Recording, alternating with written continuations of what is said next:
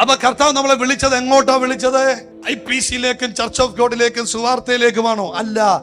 കർത്താവ് വിളിച്ചത് തന്റെ പുത്രനാം യേശു ക്രിസ്തുവിനോടുകൂടെ കൂട്ടായ്മയിലേക്കാ വിളിച്ചത്. കൂട്ടായ്മ എന്ന് പറഞ്ഞാൽ എന്തൊക്കെയുണ്ട്? അതിനകത്ത് ഷെയറിംഗ് ഉണ്ട്, അതിനകത്ത് കെയറിംഗ് ഉണ്ട്, ഒത്തിരി കാര്യങ്ങളുണ്ട്. അപ്പൊ ഒരു ദൈവ പൈതലിനെ സംബന്ധിച്ചിടത്തോളം ക്രിസ്തുവിനായവൻ ആ ഒരു ലൈഫിൽ കയറിക്കഴിഞ്ഞാൽ, ആ ഒരു ബോധത്തിൽ വന്നു കഴിഞ്ഞാൽ പിന്നെ ഭാരപ്പെടേണ്ട ആവശ്യമില്ല.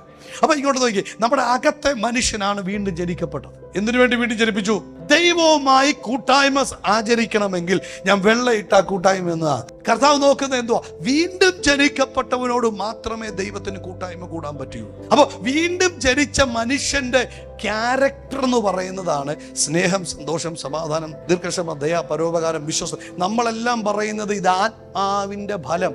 നമ്മൾ വിചാരിക്കുന്നത് പരിശുദ്ധാത്മാവിന്റെ ഫലമാണെന്നാ പറയുന്നത്. നോ. അതായത് വീണ്ടും ജനിക്കപ്പെട്ട് കഴിയുമ്പോൾ നമ്മുടെ അകത്ത് ഉണ്ടാകുന്ന ആത്മാവ്, പുതിയ മനുഷ്യൻ, ആ മനുഷ്യന്റെ സ്വഭാവം എന്ന് പറയുന്നത് അവനിൽ വെളിപ്പെടേണ്ടതാണ് ആത്മാവിന്റെ ഫലമോ സ്നേഹം, സന്തോഷം, സമാധാനം, ദീർഘക്ഷമ, ദയ, പരോപകാരം, വിശ്വസ്തത, അടുത്തത് സൗമ്യത, ഇന്ദ്രിയ. അപ്പൊ ഇതെല്ലാം ആരിൽ ഉണ്ടാകുന്നതാ? വീണ്ടും ജനിക്കപ്പെട്ടവരിൽ ഉണ്ടാകുന്നതാണ്.